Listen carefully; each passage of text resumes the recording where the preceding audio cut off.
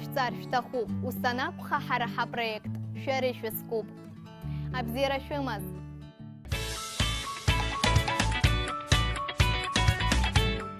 Тема нашего сегодняшнего урока – дом, аюна.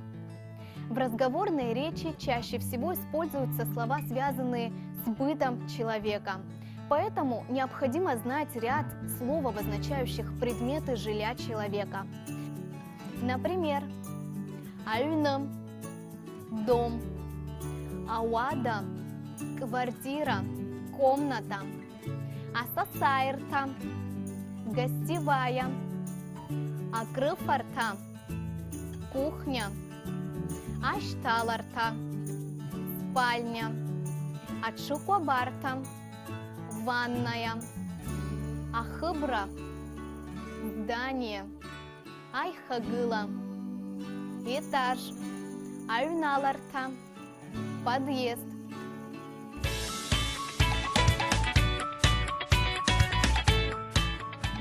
Теперь послушайте фразы с этими словами. Дауд үйінің бама. Ты была у Даута дома? Ай, сыкан. Да, была. Дариду, ауадаква радшуб. Дом большой, много комнат. Вихагылак амуб. Двухэтажный. Дара сейгурхейт. Очень рада за него.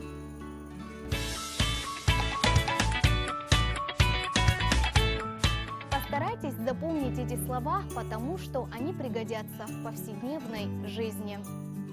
Я на этом говорю вам до свидания. Абзейраз.